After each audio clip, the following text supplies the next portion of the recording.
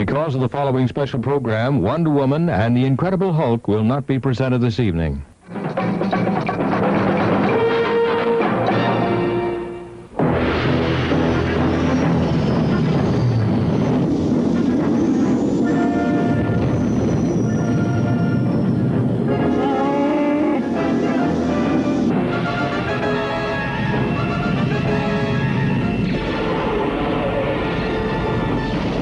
That's it, I'm turning back. I know your family's waiting.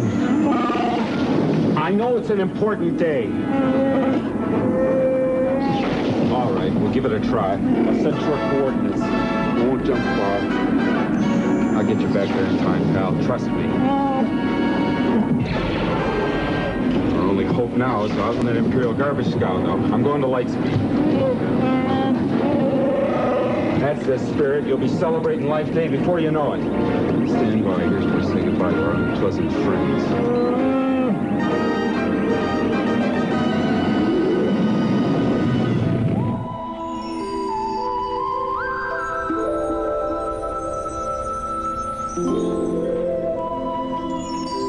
You know what, PPK? Your music is somewhat trippy to this. Uh-oh. You playing the Star Wars Holiday Special, Paul? No. Good. After last week with the werewolf, my nerves cannot take it. And you know that Holiday Special upsets me. Look, you know George Lucas spent his entire fortune on a sledgehammer tracking down every bootleg copy of that programme and smashing it. That's why he eats at Burger King. Yeah, you're right. I should just carry on and make tea. That's right, you just stay busy and chill out, man. It's Life Day after all. What? Oops.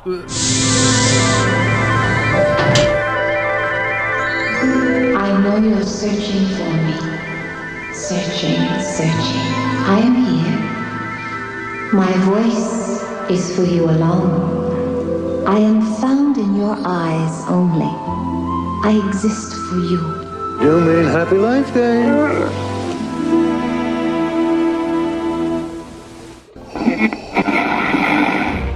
No.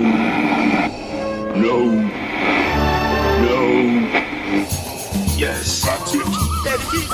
Listen. Live from the forest moon of Endor, Radio Free Endor, Star Wars podcast, bringing you news and reviews from the galaxy far, far away. Welcome to episode 12 of Radio Free Endor. My name is Jamie, and with me is... Paul. How you doing, everyone? All right? How you doing? Yeah, not too bad. Yeah. Oh, you're talking to yourself there, Paul, me. I was, yeah. You were answering for me then, yeah. Yeah, I am absolutely fine. Ooh, I finally got my nerves back after that werewolf incident. Oh, I know we'll have to fall another in that marsh pit, whatever it was. I've been full of flu for like the last 2 weeks. I know. Well, it's walking on the moors, isn't it? Oh my God, yeah, and then, you know, especially how it rained. And I tell you what, those people in the slaughtered wampa, they were not nice at all, were they, Paul? No, it's a bit like a few of the pubs around this way, to be fair. Yeah. No blue milk and no lager. No. Couldn't get a decent drink. No. Yeah. So yeah, well, we'll have to stick to our own pubs or drink at home. It's safer, isn't it? Safer. Yeah. And who would have thought that Jason W. Christman? I know, the pesky devil. He was the American werewolf on Endor. God. There he was, bouncing around in the forest. It was really good. So, right. So, we are on this is our November edition. And this might be a shorter podcast as we are gearing up for our Christmas edition, aren't we, Paul? Yeah. So, what we're going to do is we're going to bring some news that's happening right now as we're Googling it. We're Googlifying Star Wars news for you, so you don't have to, even though it's very much you can say it into your phone. Google, give me some news right now. You know what I mean?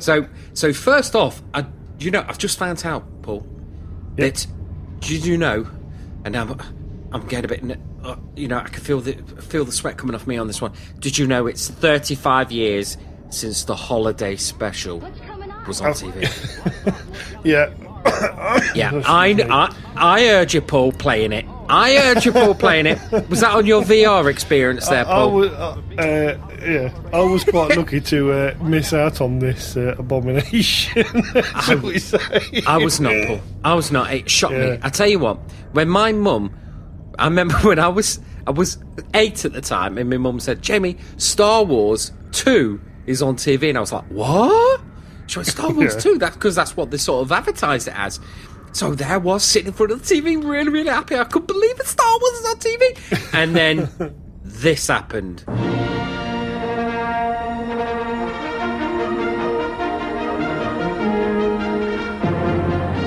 The Star Wars Holiday Special. Starring Mark Hamill as Luke Skywalker. Harrison Ford as Han Solo. Carrie Fisher as Princess Leia. With Anthony Daniels as C-3PO. Peter Mayhew as Chewbacca. R2-D2 as R2-D2. And James Earl Jones as the voice of Darth Vader. Introducing Chewbacca's family. His wife, Mala. His father, Itchy. His son, Lumpy. With special guest stars, Beatrice Arthur. Art Carney. Diane Carroll. The Jefferson Starship. Harvey Korman. And an animated Star Wars story on the Star Wars Holiday Special. Yeah, I had a quick flick through it and I thought it was like Jim Henderson meets the Dark Crystal or something. Yeah. Where it's like a dead weird I was like, kind of... My mum says she physically saw my face do, she thought I'd had a stroke. Yeah, it just fell. It hit the floor, and I turned around and tears were coming down my face like, what's happened? Yeah, it wasn't good at all. It's I'm not just actually good. trying to find... Yeah, the Metacritic score for it was 2.8. Oh my God, it is There's not shocking. many things that could be worse than that, no, to be Now, fair. do you know what, Paul? If we only had somebody else who could probably give us their views of it, you know, see what it's like from their point of view of this holiday special. Oh, hold on. Phone's ringing. Hello, Radio Free Endor, Jamie speaking. Hello, this is Scott. Hello, Scott. I'd just like to throw something in here about this wonderful experience that we call the holiday special. Okay. You know, I have kind of a love-hate relationship with this because as a lover of the 70s and all things 70s and 80s, I've always loved a lot of the things that the 70s brought us, and this was basically, if Star Wars had taken place in the 70s, it's exactly what would have happened. And it's a beautiful thing for most parts, and it doesn't get any better than a Star Wars variety show. Variety show. Yeah, it's definitely a variety show. You've got people watching or artists performing. Yeah, I mean you have Art Carney, B. Arthur, Harvey Korman, really in Star Wars. Yeah. You know, it's unbelievable. And Jefferson Starship, and then Diane Carroll doing a softcore thing. I know, soft kind porn. of a weird. Yes, it was. It was it? like this virtual soft porn thing that the Grandpa Wookiee was going through, and you're like, what in the world is going on? Now, I heard that with that part with Diane Carroll is they wanted to get as close to a soft porn as they could for the censors. Yeah, and I don't know what the censors were thinking back in the 70s. I was only a young child, but I do remember when this movie came out, and And it was just a weird experience. That little interlude that Grandpa Itchy decides to have, that they throw in there. I just wish if they brought it out now, it would have subtitles for the first 10 minutes that you can't understand a word they're saying apart from. I totally agree. Yeah, I totally agree. Now, Steve Binder, who directed it, he said to George Lucas that you can't start this holiday special this way because you're going to have 10 minutes of just grunts and no one's really going to know anything. But apparently George Lucas said, no, it's going to be brilliant. Go for it. What? Yeah. If people can make it through the first 10 or 15 minutes of that grunting, then they might stay on board. But it's really hard to get past that first initial part because you have no idea what's going on. That's right. Other than Grandpa Itchy is a little bit of a dirty old man. Yeah. Yeah, he is. But you would have said, did he buy it? Did he buy VR in the end? Yeah, I don't know. So, but and then it's funny that George Lucas ends up later on having his name removed from the production altogether. He wants nothing to do with it because it was such a flop. Yeah, it was only played the once in the UK. Did it only get played the once in the States? Well, that I recall, that was the only time that it was on. But I they might have rerun it. Let's just chuck it in the bin. It should be destroyed, Scott. It should be forever cast into the sea of oblivion. And I mean, yeah, we bring up movies. On the podcast that I'm part of, 80s Reboot Overdrive. We talk about a lot of different movies, and there's been a few times where Christmas movies come up, and I have to throw this one out there and bring it up to my my co-hosts Dave and Rose or whoever else might be on the show, and I always get such a ribbing just for bringing it up, and yeah. Because I do watch it still. I'll watch it again. I mean, I don't mind watching it because I love cheesy bad fun. Yeah. And that's what this movie is. Yeah. To be fair, I've got it. I've had it on my hard drive for a long time. I've also got it on the DVD player, and yeah, I have sat down and watched it a couple of times more. I have to say. You know what I mean? And even on me and Paul's last podcast we did, the Halloween edition, I even brought it up then. You know what I mean? Nice. So it does keep slipping in and out. Is it Star Wars canon? Is it canon still? Or is it part of Star Wars Legends? I wonder how Disney feel about it. I think I'm going to have to go with Legends. Because I don't think it has enough staying power for them to bring it back. It's really just, it's bad. But it's oh so good. Can you ever see them doing it again? Oh gosh, no. It's just a different time though.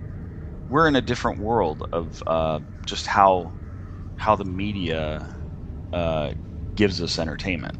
I mean, variety shows in the 70s were completely acceptable. I mean, look at how many there were, and I think that was just their spin on it. And the comedy in this thing is totally, it's got 70s written all over it too. And so I think the best part of the actual DVD version, which I loaned to a friend and never got back, and then he just ripped me a copy from the internet and gave it back to me.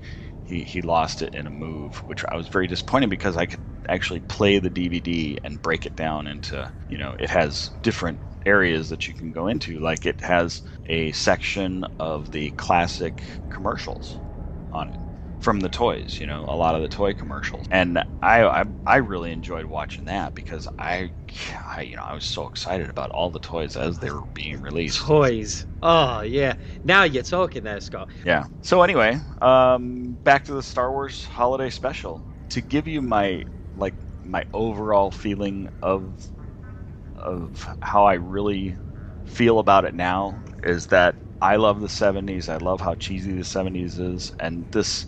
I just love to really call this, like I said before, cheesy bad fun. Just it's so cheesy, it's so bad, but it just makes it so fun to watch because it's way, way, way outside the box from what you would think a Star Wars show should be. All right then, Scott. Well, it's nice to get a phone call from you every now and again, especially when you want to defend, sort of, the holiday special. But in the meantime, where can all our listeners get a hold of you and your podcasts? Well, you can find us on Twitter. I'm at 80s Auto Reverse, and my Facebook page is 80s Mixtape Auto Reverse. And those are all part of a podcast that I'm in called 80s Reboot Overdrive. And all we do is talk about the 80s. You can also find me on Twitter at Scott's Eye as a photographer. So that's about it. That's great. Thanks for the call, Scott. See you later. You bet. You Bye-bye. guys have a great day. Bye. Yeah, I tell you what. Now, I've listened to a couple of podcasts that have come out this month that sort of putting it up there, like they're quite praising it, and they must have watched it differently from the UK edition, but they only played it once. Now, Skywalking Through Neverland have just done actually a really good interview with Steve Binder, who directed it, and I urge you listeners to go and download their latest podcast, because the actual interview is really good, and he tells it like it is. Like at that time, variety shows were the main thing. They were the deal. Which, when you look at variety shows in America to variety shows in the UK, Paul, kind of different. You know what I mean? Kind of different. And do you know it? Oh my God! I watch it and I just think no. Especially when you get special dialogue from like Luke Skywalker saying this. It's just taking him a little bit longer to get there, that's all. He'll make it. Yeah. And saying that. Come on, Mara, let's see a little smile. It's just what's going on here? What is going on here? Did you hear about William Shatner has started the old Star Wars versus Star Trek kind of thing going? Have you not heard of that? Yeah. So what he tweeted, what did he say? He said he said happy anniversary of Life Day, 38 years ago today, and it's got 2 hours of my life. #poof, #gone. Oh, bless him. Bless the Shatner. Didn't Peter Mayhew retweeted him back and said, "Thank you, Bill, and the same to you." So yeah, it was like he says. Thank you, Bill. Same to you. 2 hours. Poof. Life. Star Trek 5. The Final Frontier. I know the feeling. At least you get the royalties. That was quite funny to listen to and see. Definitely. That's unbelievable. Well, at the end of the day, William Shatner in Star Wars. Well, I think he didn't go online somewhere and said if it wasn't for Star Wars, you wouldn't have Star Trek. And I was thinking, well, ain't it the opposite way around? If you didn't have, I think you'll find if there was no space, you'd have no Star Wars or Star Trek. Do you know that's a good point there, Paul? Oh, isn't it? What came first? Space or Star Wars? Yeah. Funny enough, there was an incident on. Now, I don't know if the American listeners will know this, but in England we get this soap opera called Emmerdale. Oh, and it's very northern. It's a northern thing, but I like it. Me and my missus sit down and watch it. Now, there's a particular thread that's running through the current couple of episodes about this vet who's divorcing his wife, and he was sitting in this mediation office with somebody opposite him, and they were talking about what they're going to share between their marriage, to split it amicably. I can't even say it. Amicably. Amicably. That's the word. Amicably. So I can't say it. So he actually comes up with a plan that he will give his ex-wife, the house, the whole house. So there I am watching it, eating my dinner because we've got a TV in the kitchen, Paul. Big posh. TV, yeah. You're a bit posh. A bit posh up here, yeah. In fact, when we're eating it, if we quickly turn around, we can watch the neighbours are outside watching it through the window. And there we are, we're eating away, and he says, he goes, look, listen, I think you should have the house. And she's like really taken aback by the generosity and the gesture that he's willing to give the house to her. But she turns around and says, that's not enough, Paddy. That's not enough. And he says, What else do you want? And she says, I want all your Star Wars. And it was at that point, Paul, I said...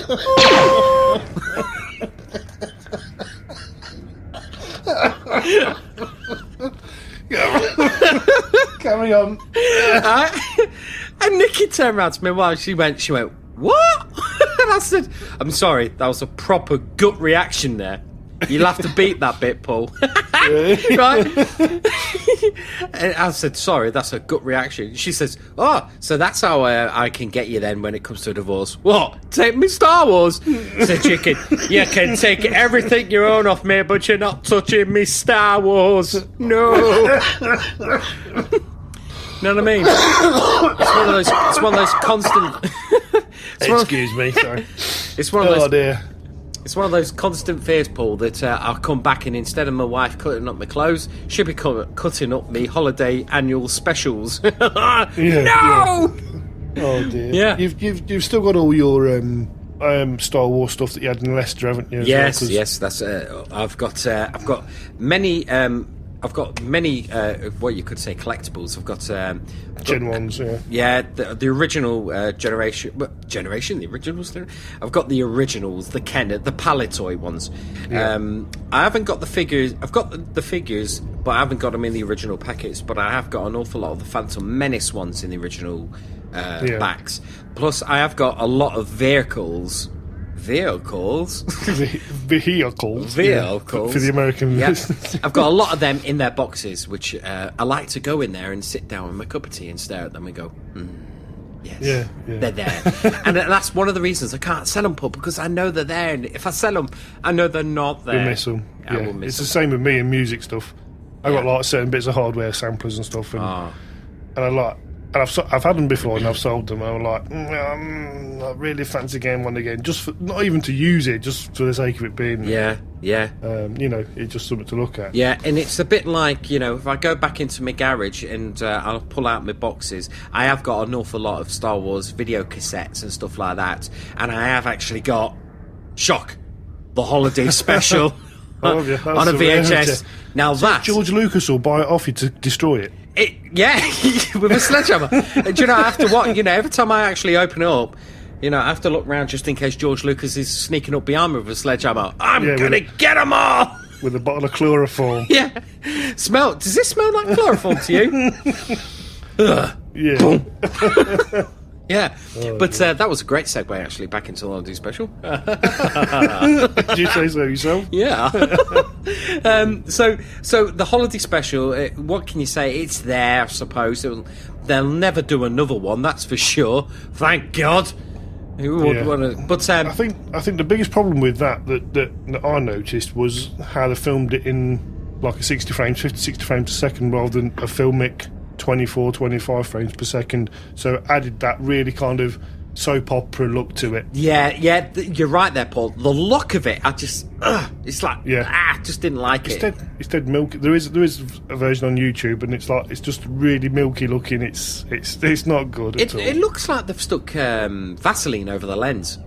Again, yeah. Again, yeah. But it's variety, Paul. It's variety. Oh, yeah, that's it. Well, to be fair, there was a lot of people that liked it, so each to their own. But and hopefully they're all locked away. That's for sure.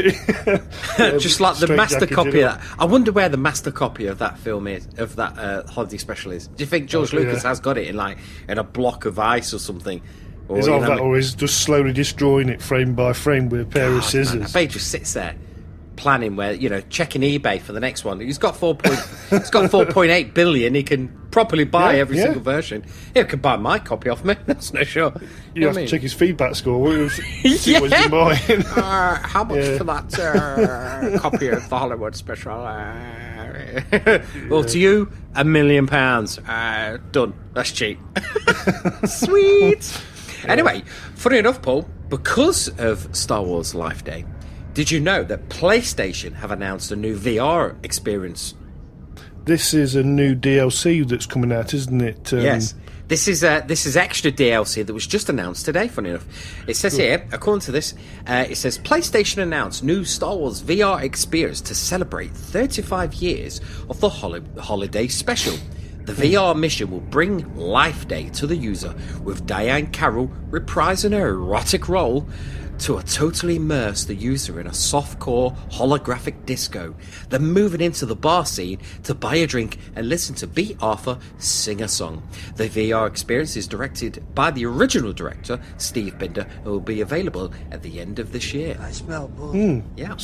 So is this scene where was it not Chewie? It wasn't Chewie. Was it had this helmet on? Is this that scene? I think it's his dad, Chewbacca's dad, and Art. I can't think of his name. Art something. He actually goes, "Try this," and he sticks his VR helmet on him, and then he experiences this Diane Carroll, and we'll just have a quick listen to what she says. Oh, we are excited, aren't we?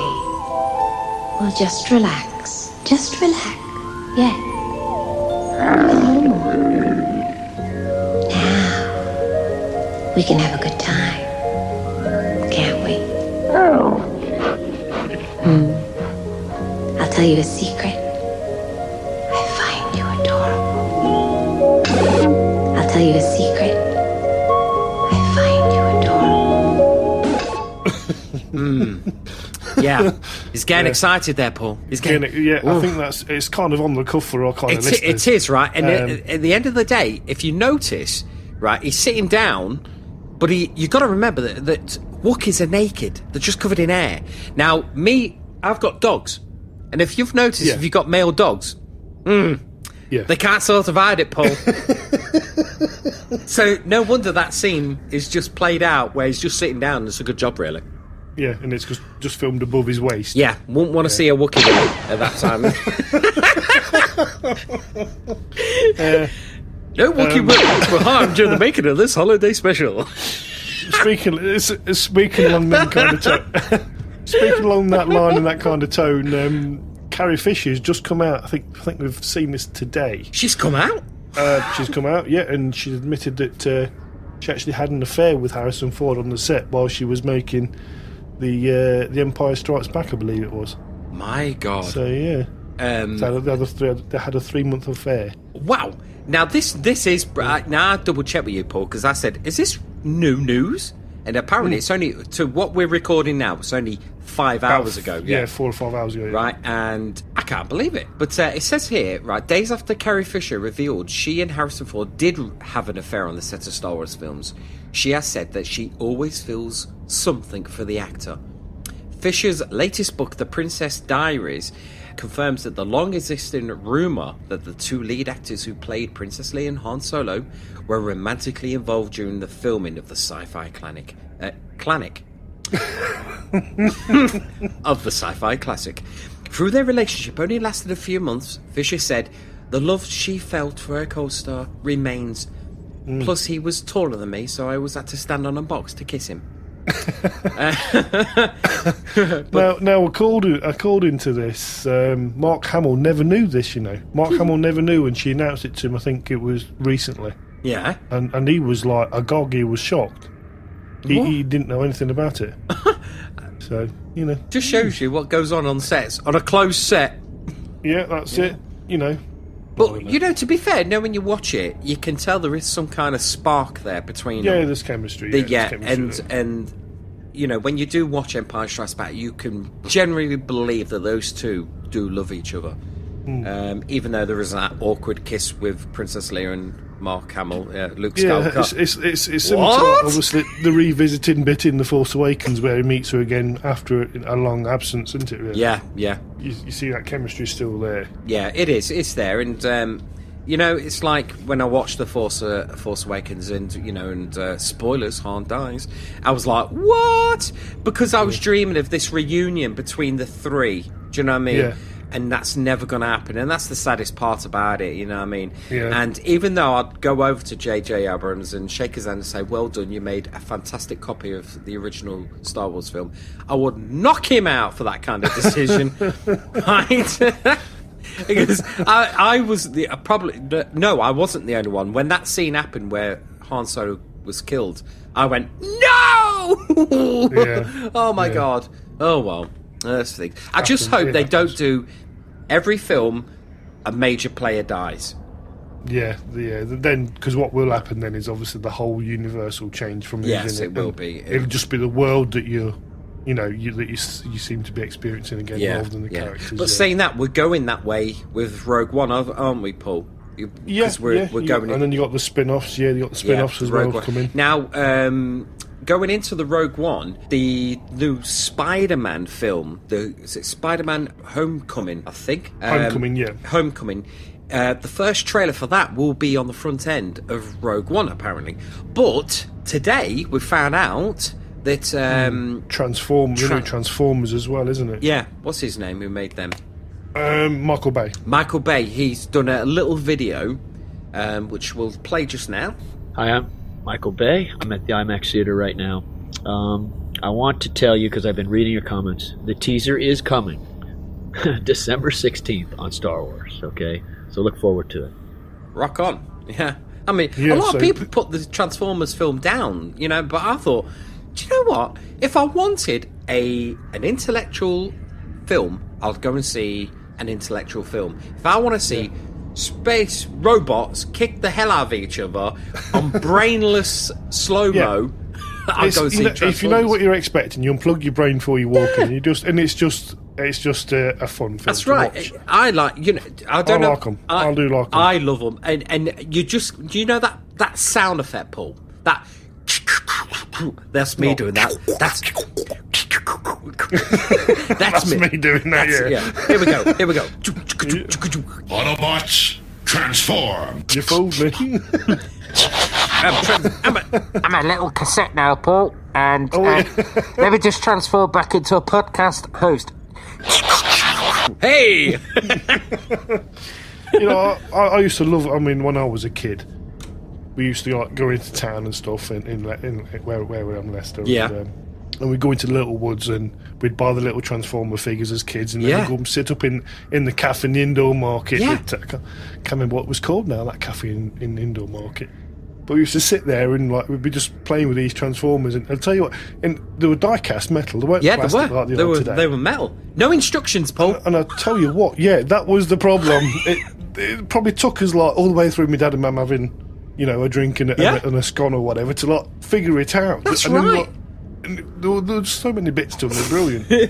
I miss them days. Yeah, and when you think about kids now, you think, what's wrong with you?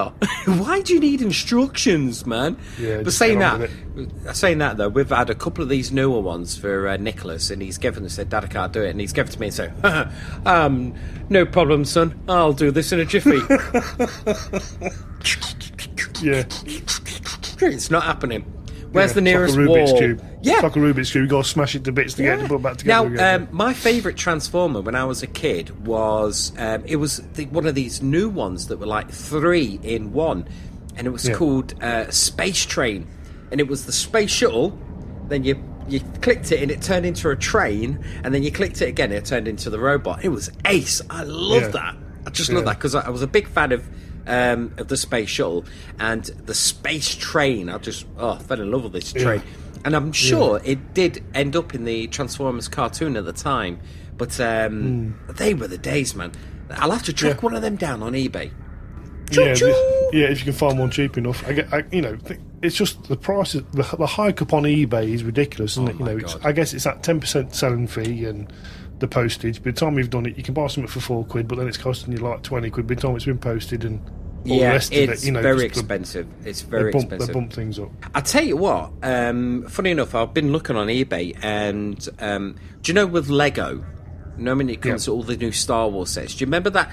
Now, if you watch, viewers, listeners, if you watch the YouTube of our last podcast, the Halloween one, hopefully it'll be online, you should see a little bit of me and Paul looking at the large Millennium Falcon Lego set. Do you remember that one, Paul? Yes, that's right. And now the guy told us that it's being reissued, didn't he? Rumoured it's being reissued. Right? So, and it's so far you'd be hard pressed to find that kit for less than $2,000. You know what I mean? It's so hard. But I was looking online at some Ghostbusters forums, because part time I like to play as a Ghostbuster, and but some ghosts, and somebody, and they've just brought out the Firehouse. Lego brought out the Firehouse, which I've got. Yeah. I've never built it because I want to save it and sell it to buy another Star Wars kit. Anyway, so somebody said, "Oh, it's being ripped off. There's a knockoff version of it." So I was like, "Hey, what?" Yeah. So I had a look, and it's a company called Golay. No, Golay. No, that's Transformers. No, it's a company called Lepin. Lepin. Now they've even got the logo looking like the Lego logo, and it's proper copy of Star Wars. They spelt Star Wars StarWNAR.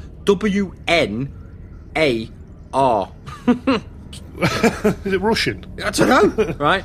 And it's strange, but they're selling that giant Millennium Falcon kit for £100. £100. I'm sorry, folks. I'm living on a budget. And if that looks authentic, and I've been watching a couple of YouTubes about it, saying, how good it... And for a knockoff, it's really good. Now, I don't like to publicly say, buy this knockoff, because it is doing the industry, but if Lego got off their arse and brought out that kit, I'd buy it.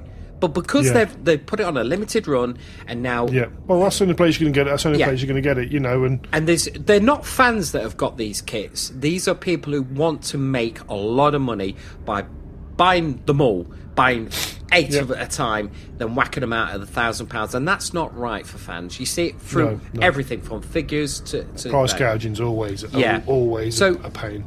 To me, if Lego go, right, this is no good, we'll bring that set out again, and price it at $250, then I will buy the original straight off. But if I can't get hold of it, then I will buy this one. Fingers crossed for you, mate. Fingers crossed you get it. And, but you never know.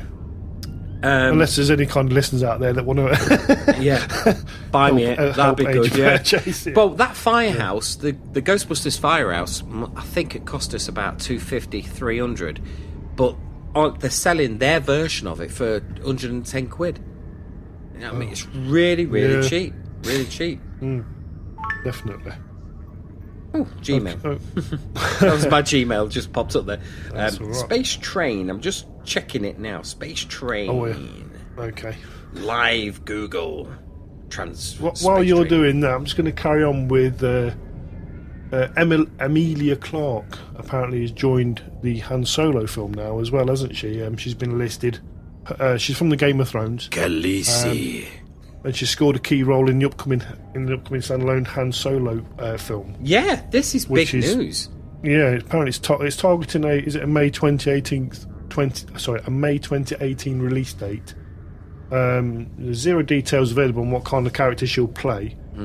Though she will be the third cast member to officially join the film, following what's her name, Alden Enrichen or something. Enrichen.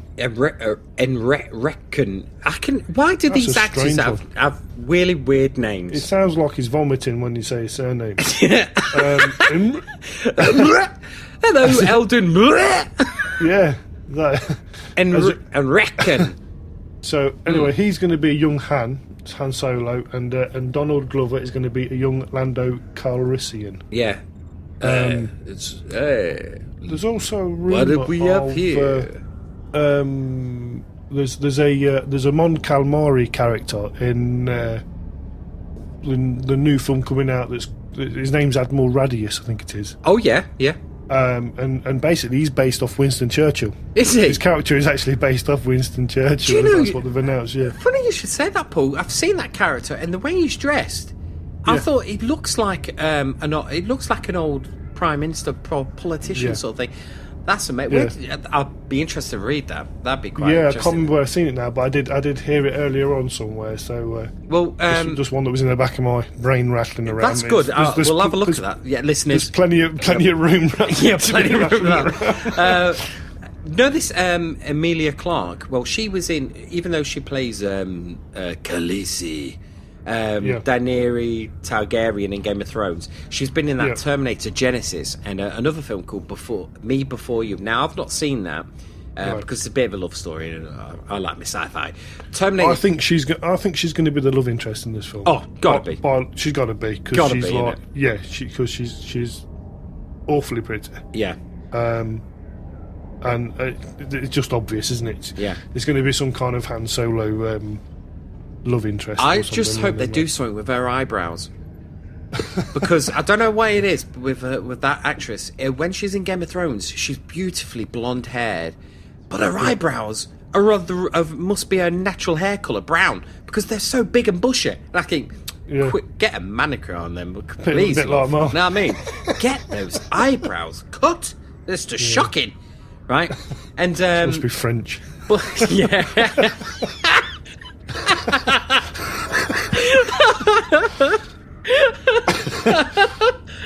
Yeah, well, we will get that one. I don't know if anybody else will. Must be French. But she was in Terminator Genesis, and that was a complete bad film. So hopefully I can't remember seeing that film. I can't remember seeing that Terminator. Oh, you find it in the same basket as the Star Wars Holiday Special, funny enough. The C1RP basket. Oh God, yeah. Sorry, you continue. Now, also, with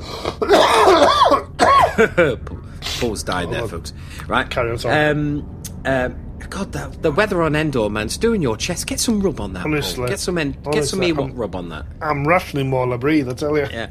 Now, with Star Wars Episode 9 being filmed, apparently it's going to be filmed on a 65mm camera, Paul. Yeah, that's going to be like some kind of really high definition format, isn't it? 6K. 6K format. I'm saving awesome. I'm saving for a 4K TV, Paul. Does this mean I've got to save up for a 6K? Yeah, give it up and wait for a 6K. Yeah. They're releasing a 4K telly. There's a 5K now, isn't there? Yeah. And I guess 6. Where's it stop? You know? Yeah, where's it stop, man? No, do the thing we're just made of money. You know what I mean? Yeah, hold on. Let me rephrase that. Do Disney think we're made of money? Yes, they do. The old Disney do. They're making us double dip. Yes, folks. They are physically making you double dip. Triple dip if you want to have a 3D version as well. For the 3D version of The Force Awakens. I haven't bought it at the moment because it's so close to Christmas. Somebody's bound to buy me that. They better buy it. He's looking at me. They better buy me that. Right? Yeah. But that's the thing about Disney. They double dip, man. They make you double dip. Why? Because I think, didn't we not say when The Force Awakens came out, we was like, where's the 3D version? Because I saw it in 3D. Now, if you went and seen, what's it? Let's just see what other films they released this year in 3D at the same time as Blu-ray. Civil War, boom, 3D version straight out, right? Yeah. Zootropolis, boom, 3D straight out the door. Yeah. Every Jungle Book, 3D straight out the book. Yeah. Right. Every film that they brought out so far, you can buy the 3D version from day one. With Star Wars, no. And it's just wrong. It's just wrong, that is, because for the simple fact as well, if you buy this 3D version, you get that 2D version with it. With everything you've just bought on it, on it. That's unfair. That's just unfair, Disney. Unfair. It wouldn't be so bad if they because they deliberately held back the 3D version, knowing that the people that want the film are going to have to buy the 2D version. Now, if they release the 3D version on a separate disc at the same time, at least it gives a customer a chance and a choice to make. You know what I mean? A lot of people have gone into buying it thinking it is just the 3D version, but no, they're packaging it with your original 2-disc version of your Force Awakens, and that's wrong. Bearing in mind, Paul, it is a beautiful box set. The way it is, it's got a beautiful like a 3D. What do they call it? Lenticular case. That's it, lenticular. That's a word today, lenticular. And it's a beautiful case. It's a beautiful box, but man, double dip it. Sorry, Disney. When it comes to Star Wars, they make their fans pay hard and a lot, and which is shocking. It's just shocking for us. Some of us haven't got money. That's right. What I've done, because of that simple fact and how it's panned out, I brought it on DVD just for the sake of having it, and the kids can watch it in the bedrooms. And you see, so I thought rather than getting a Blu-ray and then having to get another one, I'll just buy it on DVD, and then just wait for it to come out in a box set or. Yeah. Well, in fact, I've hardly played. I don't think I've even played my original Force Awakens Blu-ray. So if I do get this 3D one, I might give my sister that one, or my brother, or yourself that one, because I won't need it. But guaranteed, this will not be the only release. No. This will not be the only release of this one. They will bring it out again. And, to be fair, I'll hold my hands up. To be fair, Disney did not start this. Lucasfilm themselves did it. They brought out Star Wars, Empire and Jedi on multiple formats. And, I bought them. And they released two DVD Blu-ray box sets, didn't they? The one with looks like the golden sands with Anakin on the front of it, and then the other one, which was one that was released. What is it? A year and a half ago? They released again. It's basically just the discs are identical. There's no difference. It's just the packaging. Yeah, it is just the packaging. It's like I say, it's just another money-making exercise. It is. Yeah. How did we segue off that from the 4K? Oh, 6K resolution. Yeah, from the 6K resolution. Yeah, wasn't it? We're just meandering. Don't worry about it. Carry on. We're going all right. They don't notice. Now, no one notices, apart from probably Nick and Josh. Now, Rian Johnson is going back to the old school method of standard 35mm film for episode 8, but filmmaker Colin Trevorrow, was it? Trevoli or whatever Trevorrow is following Edward's example, with the Kodak revealing in a press release today about their processing facility in the UK. Yay, UK! Star Wars Episode 9 will fully utilise the 65mm format. It's going to be good. I have to say, the quality is going to be rock on. You know what I mean? Yeah, definitely. And it would be good if you had that original format kind of cells that you could look at. You could really zoom into the detail of the ships and it is, all that stuff. Saying that though, excuse me, the other projects that are coming out on the same camera to look out for is Christopher Nolan's Dunkirk, Kenneth Branagh's Murder on the Orient Express, Nutcracker in the Four Realms, and The Life and Death of John F. Donovan. But that Dunkirk is supposed to be a pretty good film, because they've just bought a vintage aircraft to crash it, which seems a bit of a shame, but that's show business. Big budget film then, by the sounds of that. Big budget, what else have you got, Paul? I've heard today as well that the VR Star Wars Battlefront add-on, come on, what it's called now, is it the Holiday Special VR system? You've got the new Rogue One Scarif DLC, which has got 4 maps in it. The new VR X-Wing mission that's out for the PlayStation VR next month is going to be free. So free? Yes, if you got the game, that looks awesome. Anyway, it does look awesome. There's only one trailer we've seen for that, so I'm really looking forward to that. And me being a tightwad, free is good. Free good, definitely. Free is best. You've seen that trailer, haven't you, Paul? That's for the Battlefront Ultimate Edition, and it shows you the last DLC for the Scarif mission from Rogue One. Blink and you will totally miss it, but it is there. It's very short. But it does not show you any of the VR mission. But that trailer for the actual VR mission, like a little teaser, is online. It is really impressive. It is, now, if any of the listeners who have got the PlayStation VR will know how good it is, especially if it's running off the PlayStation Pro. But it will run off the normal PlayStation 4. But it just can't wait to play it. There is a free version of the VR experience for Google Cardboard. So you put your phone in, you search for it on YouTube. You put your phone in, you set your phone to Google Cardboard, and it splits the screen into two. Right. And the little cardboard box that you put on gives you that unbelievable virtual reality. Like you're really there. It is fantastic. Now, I've actually did that because we've just had children in need in this country, haven't we, Paul? We have, yes. They always do these things with the bear, Pudsey Bear. Now, my wife, she bought this Pudsey VR, virtual reality.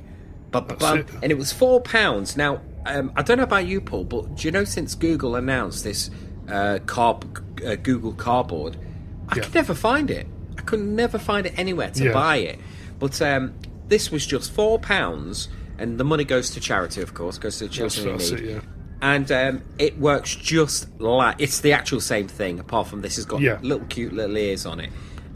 So you and I've got lovely with I've got a 6 plus one, so I have to literally put it in and sort of hold it because it's quite heavy with me Otter case. But and I also have to take my glasses off as well. Even though it looks really, really incredibly blurry, I get the sense that I'm right there, Paul. I'm right there. And these are kind of things that look really good if you got one of them Samsungs that go into flames when you're watching something on there. Oh my God! Imagine it's sitting really there. real, that is. Yeah, imagine sitting there and that people are watching you going, "Wow, look at this! This Star Destroyer is on fire! I can even smell the smoke! It's burning my eyes! Oh look, George, his VR's got that real VR smell. Look, it's even on fire. Look! Oh dear. Yeah. So if you can get yourself one of these PlayStation, these Pudsey VRs, they should be still available in the UK. Yeah, there will be. Yeah, usually it's Sainsbury's that usually sells the Pudsey stuff. It's usually Sainsbury's, isn't it? Or is that is it? Comic is that, Relief? I don't know. I'm not sure. I can't Well, children in need. It's usually everywhere, isn't it? But like it just says on the back of this Pudsey VR, it says, "Just pop in your smartphone, visit our BBC Children in Need YouTube channel, and jump straight into the action. And it says a minimum 30% from the price of this Pudsey VR will benefit BBC Children in Need." A company limited by guarantee. It says, well, that's good. It should be all of it, to be truthful. But I suppose the beeps have to make some money. I'm quite excited about VR now at the moment because they're the clever people out there in the PC world land, shall we say, are developing the software now so that you can basically run all your PC games through your VR headset. Yeah. Is that through the PlayStation one, Paul? Through the PlayStation VR. That's because Oculus Rift is so expensive. Yeah, this is the thing. So you are going to end up getting real good value for your money with your PlayStation VR. They've already made a driver that reads the data from the gyroscope inside the headset now. So wow. So games are working now with head movement without the need of a camera. That's amazing. So we're getting there. So yeah, we're getting there. Can you just imagine when they bring out version 2 or version 3 of the especially my son Nicholas, he can't wait to play it. He's desperate because he saw your daughter's played it, and he's like, "Oh, I really want to play it." So I think next time I come down, Paul, I'll have to bring him. I'll have to bring him in, and for when we go and see Rogue One, I'll bring him down and I can leave him at your house with your wife. Plays that. Now, I can't wait for that Rogue One experience. There's a lot of stuff now revolving around Rogue One, and also Jedi News, which is a fantastic site to go to for all your Jedi News, Star Wars related news, with my brother from another mother, James Burns. And Mark Newbold, they run that site and they do a fantastic podcast, and they do how they come up with these news stories before anyone else, I don't know. And hopefully we will get them on the show eventually, but it's just our schedules, man, it's just busy.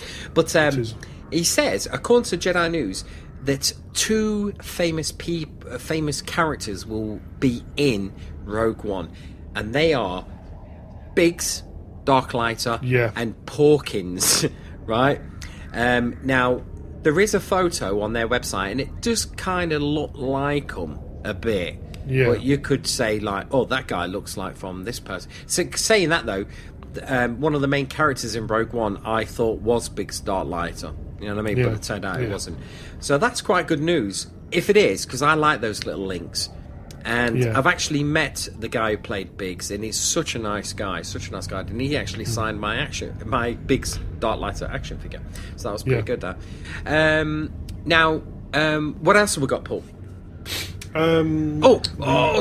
Just before you stop there, talking about Rogue One. Sorry, there's more about Rogue One. Advertisements, Paul. I know they did adverts for the other previous Star Wars films, but my God, the amount of advertising product placements for Rogue One is amazing. It's typical Disney machine kicking into action. Yeah, now, it isn't is. it? Yeah, I think it's used that first film just to judge the actual weight of the franchise. Big time. And now that they know it's a massive money maker, so now, they're hitting it. There's a fantastic commercial for Gillette razors, which is sort of like backwards, isn't it? It's quite clever, and in reverse. You could say it's got brand new footage. If you reverse that, there's a lot of programs that could reverse the footage, and it actually does look like brand new footage from the film. But it rolls back from the action to where this guy is shaving. So they've got real shaving Gillette blades in the Star Wars universe. And then the other one, Paul, is a car. The Rogue car. Is it Nissan? Is it Nissan? Nissan Rogue, yeah. Is that supposed to be like the ultimate toy for collectors? Well, you bought the car, now buy... No, sorry, you bought the toy, now buy the car. How much money Disney, how much money do you think we've got? I've just double dipped, for God's sake. Right? But a brand new... And the commercial is really good. That's like a VR commercial, isn't it, really? It is, It's quite smart. I must admit, it's quite smart. But I have to say, my favourite one is I think it's a Duracell one for how Star Wars saved Christmas with some kids that are in hospital. Yeah. So hopefully we'll try and play the audio to that. Well, we'll try some snippets of that. Here they go.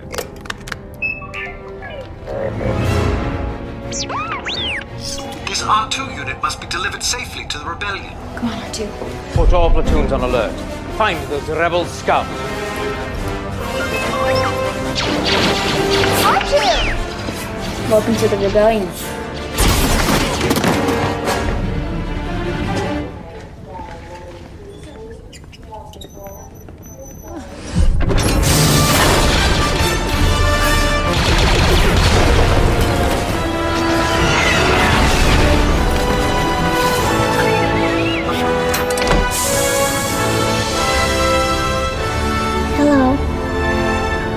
This is for you. Duracell and Children's Miracle Network hospitals are powering imaginations of brave rebels everywhere. Join Duracell in donating to Children's Miracle Network hospitals to power imaginations of kids throughout the holidays. I like that Christmas advert because it's getting to Christmas now, Paul. It's getting to Christmas. You've got all the... In the UK, anyway, you've got like the John Lewis one, and what's the other one that's supposed to be up against the John Lewis one? Alder, Kevin the Carrot. But yeah, no, it is now the season for. I mean, it's getting to a point now. Sainsbury's have done one, isn't it? John Lewis and Sainsbury's. What's the other one? There's some massive because my favourite one, I have to say, is the Coca-Cola. Coca-Cola. Look, can you hear it now playing? Was that Holiday is coming. Holiday is coming. Was that yesterday? Was that debuted yesterday on TV? Yeah.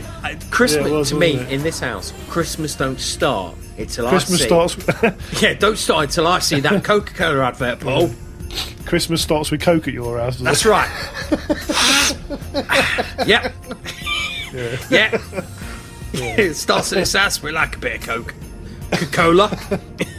Yeah, but funny enough, when we went to see Star Wars again, right? When I took my kids to see Fantastic Beasts and Where to Find Them yesterday in 3D, and for the three of us, it cost us near on £50. How's that one for you? Oh. And they had the normal trailers, but then, right, as I was thinking, they're going to play the Rogue One one. I'm sure they're going to play the Rogue One. No, it went. And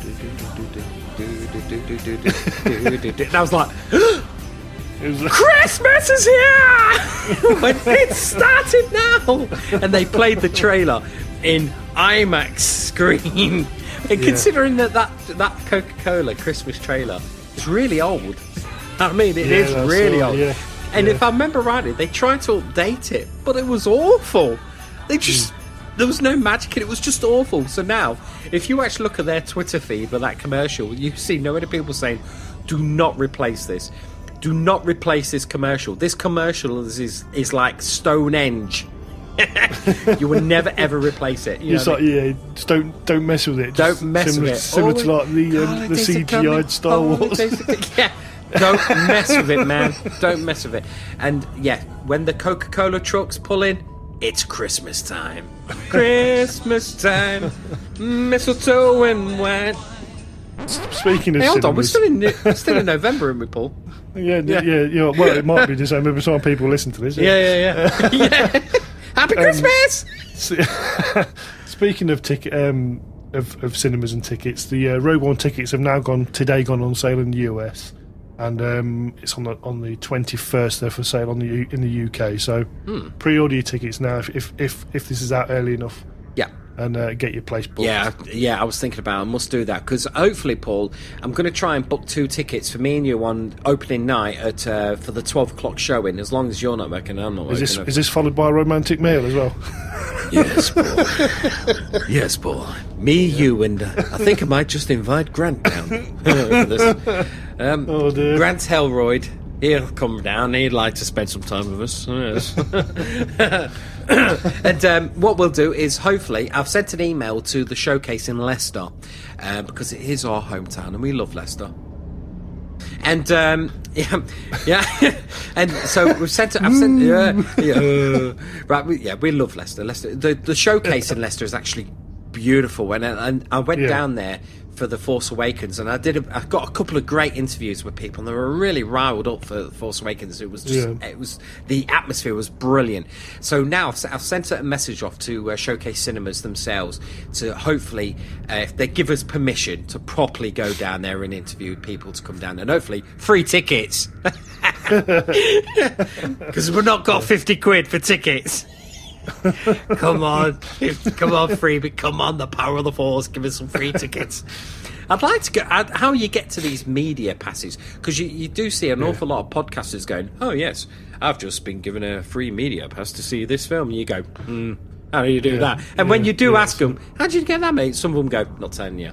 To be fair, some of them really do keep it close to their heart. So I was thinking, man, chill out. This is it's rough out in them streets. It is, man. Come on, spread the love. Streets. Spread the love, man. But well, I'm not fussed. You know, I'm going to go and see it anyway. But it'd be nice to get to go and see it a bit early so we can get our views on. But saying that, Paul, by going down and recording why it's just about to happen with all the fans and getting some reactions as well just after it, it's going to pop, man. It's going to pop. It'll be a fantastic night. Be a fantastic night. What else you got, Paul? I'm just wondering if you've got any bargains of the week. Bargains of the week. Anything you've picked up this week? Yes, Paul. I managed to find a lightsaber for the kids. It was quite a good one, actually. I'm proper jealous, actually. When you were swinging around, I was thinking, watch out, low ceiling. In my underpants. Yeah, wham, wham. There, wham, wham. There's Paul swinging his lightsaber going wham, wham, and I'm going pew, pew, pew, pew. And he's pretending to bounce them back. Pew, pew, pew. Brought it for the kids, nipped up to one of the local charity shops up here and managed to find it. Charity shops. Where I found one of my previous bargains of the week, wasn't it? Yes, with those snow speeders. Yay! Snow speeders, yeah. Which, same shop. It must be... Something about that shop. There's something about that shop. Isn't it? Yeah. So people it's either that or just people just want to chuck away the Star Wars stuff. In that particular shop. Yeah. I think I'm living in the wrong area. When I go down to these ones, all I can find is granny pants. There's something wrong with that. Yeah. Whatever you need. Yeah, whatever you need. So that's not bad. That's a really good lightsaber. And now now your kids are just fighting who's going to be Rey now. Yeah, so like when you hit something, it flashes and makes a noise, and proper good. It is quite good. I was like, it is. I wish I had that. Yeah. Anyway, so, my bargain of the week is actually another toy that was donated to me from our good friend Tony, who often helps my wife with her cupcakes, especially at conventions like UltraCon and stuff like that. Now, he's like you, Paul. He does go to these car booties and charity shops, but he goes to this car booty where people chuck away Star Wars, sell Star Wars really, really cheap. 50p, 20 pence for that. And they're really good bargains. And he's got me this massive Jar Jar Binks room security device thing. It dances, and if I've not put battery, it needs about 8 batteries in it, but it's in the box, and even though it's Jar Jar Binks, now I think as time's getting on, stuff with Jar Jar Binks are probably worth quite a bit now because how hated he was. A lot of those toys were chucked. Do you know what I mean? So I love it. I just love it. And a couple of weeks before that, he actually gave me a Darth Vader, Darth Vader's head CD player. That was really good as well. And that's upstairs in me man cave as well.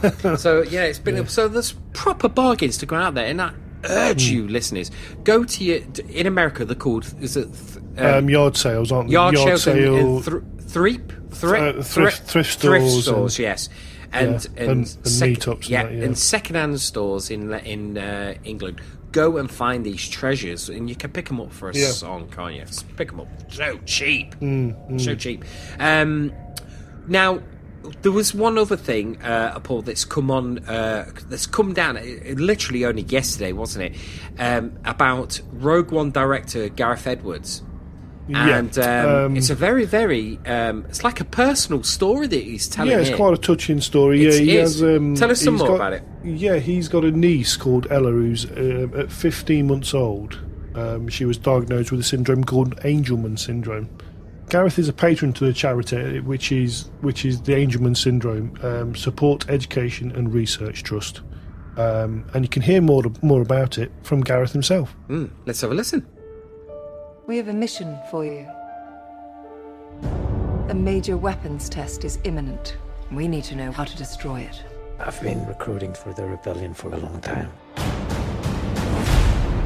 If you're really doing this, I want to help.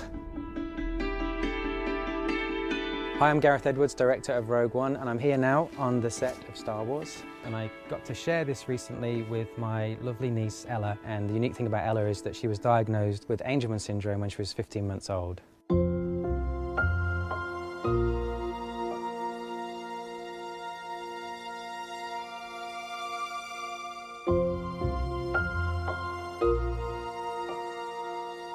When I first found out about my niece's condition, it was hard for me to get my head around what it was and how it would affect Ella and my sister and the rest of my family.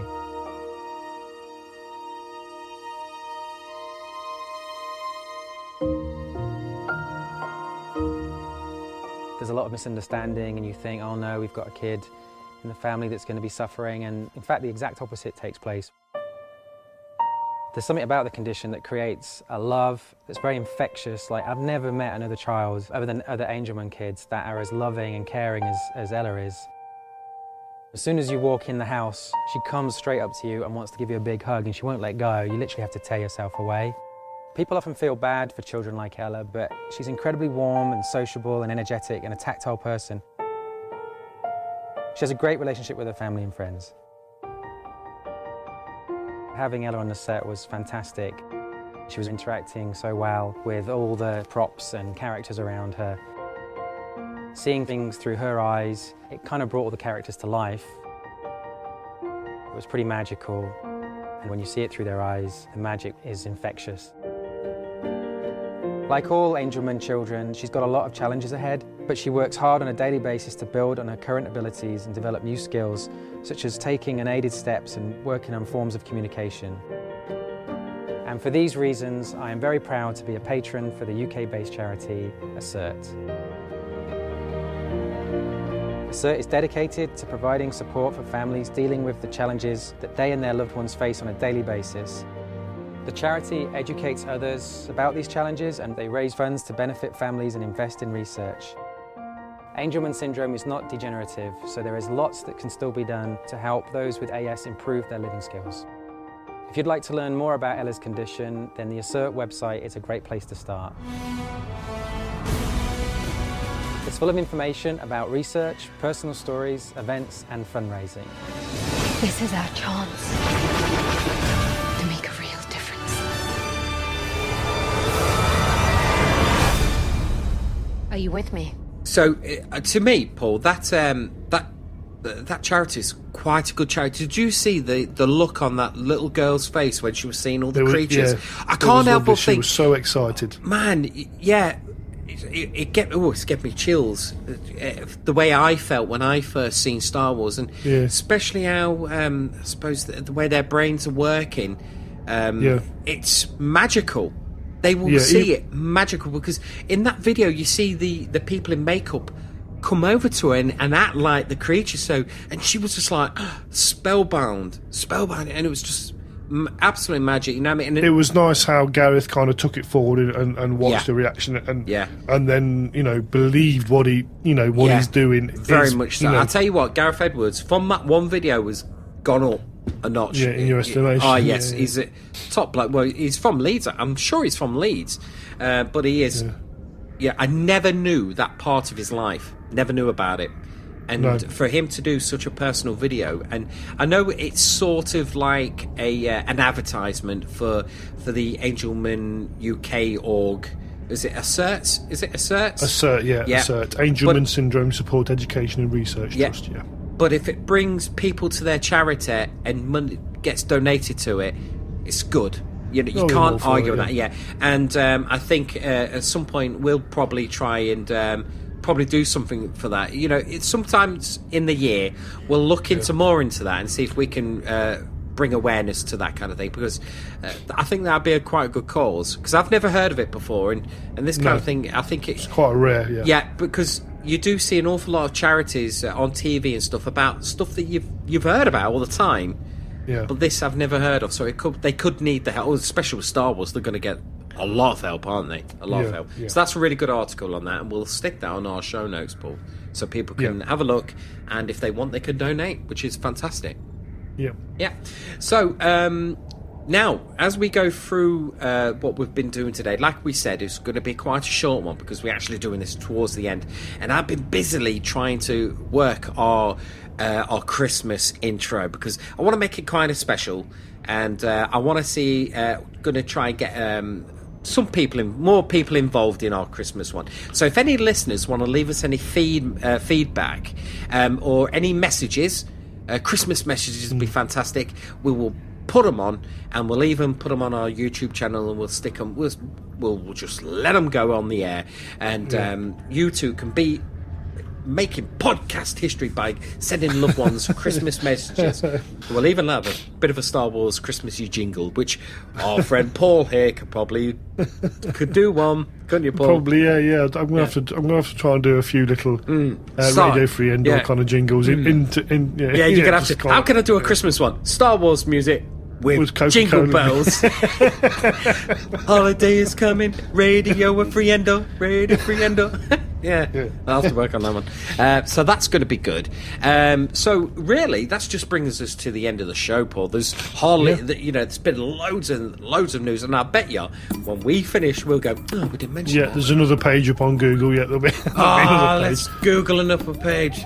I've also heard that Star Wars Identities is in the UK at the moment, which is like a mobile exhibition with artwork. It's all different artwork, and there's also a brand spanking new Ralph McQuarrie book about his artwork for the Star Wars films that's being released. Now you can find all these kind of information. No doubt many of our listeners listen to the big hitters, which is Skywalker Through Neverland and Rebel Force Radio. They're the two main hitters, and listen to their podcast. So they do have an awful lot of really good current news and information. They do really good interviews with some people. How they get them, I don't know. You know what I mean? They find them and get them, and we'll try and get there eventually. With your help, listeners, we can get there eventually. I'm not sure if we've actually spoken today about the new Star Wars, the Dream TV spot that's been launched today as well. Did we mention that earlier? No, we didn't. But doesn't that... I watched it, and there's a lot... it's very similar to the international trailer, actually. It is. There's a couple of explosions that look different, and then you've got the round disc that I pointed out earlier to you.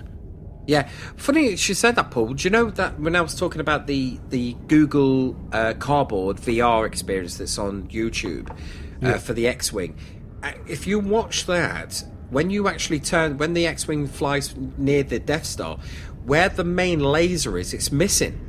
That you actually see, it's actually missing. And I think me and you said, I wonder if that circle that you see the X-Wings flying around is the dish bit being inserted. Yeah, constructed, yeah. I can't wait to see it. I just really can't wait to see it. Yeah, there's a lot of questions there. A lot of questions, yeah. We'll get round to that in the end. So, right. Now it's the end of the show, Paul. Now it's the end of the show. Right. Now, you can reach us on Twitter and Facebook, and we've had an awful lot of followers on Twitter in the last couple of weeks, which has been great. I've reached out to many different podcasts and many different people in all genres, from writers to screenplay writers, to soundtracks, to directors, to voice actors, and to general public. If they like us, we've liked them back, sort of thing. Yeah. And as long as it spreads the awareness of Radio Free Endor, it's all good to me. And we also, go on iTunes. iTunes is still the best way to view us, isn't it, Paul? Yeah, it is, yes, it is. And we like a 5-star review. It'd be good if more people gave us 5-star reviews, wouldn't it, Paul? We'd be able to basically have a rating setting on there then. Yes, yes. Wouldn't it be nice to see more people with 5-star? And if you have got listeners a podcast and you want a 5-star review, if you drop us a 5-star review, then I'll see it and think, I'll have a look at yours, and I will look at yours and probably give you a 5-star review. That was good, that. There you go. Yeah, scratch my back, I'll scratch yours. Now, also, Nick and Josh are back with Rebelcast, which is their 3-hour extravaganza. With the last hour being about the Star Wars Rebels, but it's a great podcast to listen to. Yeah, they're funny guys. Yeah, they are really funny guys, and every now and again they do mention us too, because it's about time we mentioned them. Yeah, so it's about time. And we did have Josh on the Halloween special last month, and he did a fantastic ghost story. He's got that voice. I just think, Josh, tell me some more ghost stories, man. That voice is just... It's right Scooby-Doo-ish, you know what I mean? I was going to say that. Yeah. Hey, Josh. Scooby wants to hear wants to hear some more of your ghost stories. Yeah. Josh. Josh. Show us some more of your ghost stories, Josh. This is turning into more like an impression show. Ludo. Yeah, you do a really good, especially while your wife's called Sarah. Huh? So when Sarah, friend? Make me a cup of tea, Sarah. So that's what I'll call the rocks. 5-star review, Periscope, Instagram, and Twitter. Yeah, it's like it just sounds like what's his name, doesn't it? Of Star Wars. Yoda. You sounds like Yoda, doesn't it? Very much. Oh man, Yoda. Yeah. Free Radio Endor we are, but you won't find us on that. No. It'd be really awkward if doing a tweet. If you asked for directions, right, and you came up to Yoda. Excuse me, can you tell me where Abbey Park is? Road you do not turn down to the left. Might be the right, or go down straight down Avenue. Ooh, you go. Oh, forget it. Google Maps again. So if you want that kind of fun, because we're all about fun here, Rebelcast, go and listen to Rebelcast. Rebelcast is top notch, and SMG Pods, the podcasting net that we're on, they do an awful lot of podcasts, don't they, Paul? And you can find anything from any of your favorite shows on there, from Arrow to Flash to Gotham to Westworld's a pretty good one. I've been listening to that one. From Game of Thrones, anything you can possibly think of, there is a podcast for it. But hey, listen to us first, won't you? We need to be listening to first. Now, and also, you can buy a T-shirt, can't you, Paul?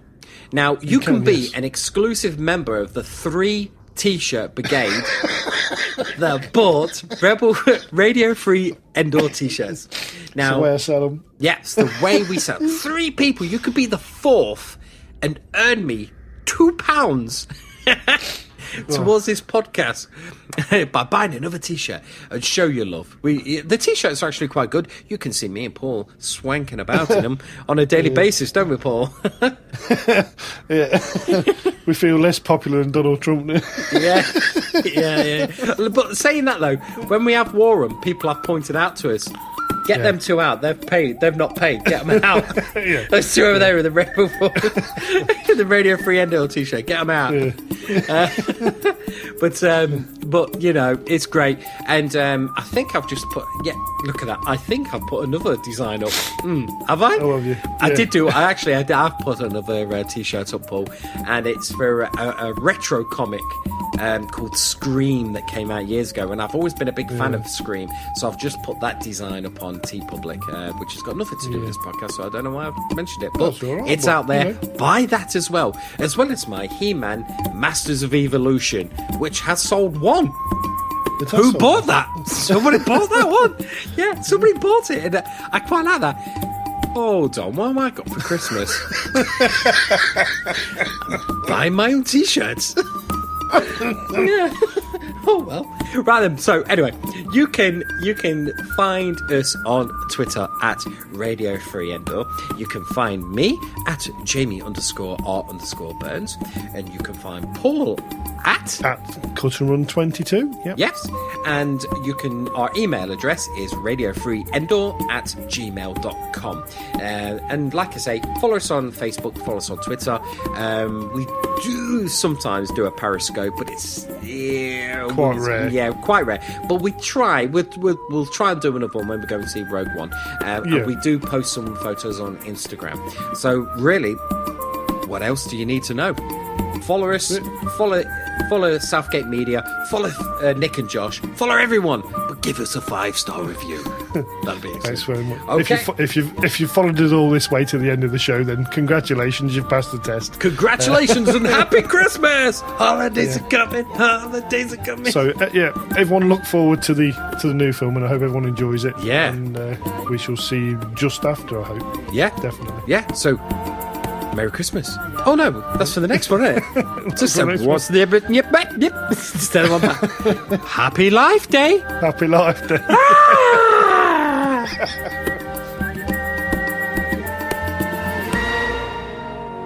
This holiday is yours, but we all share with you the hope that this day brings us closer to freedom and to harmony and to peace. No matter how different we appear, we're all the same in our struggle against the powers of evil and darkness. I hope that this day will always be a day of joy in which we can reconfirm our dedication and our courage, and more than anything else, our love for one another. This is the promise of the Tree of Life.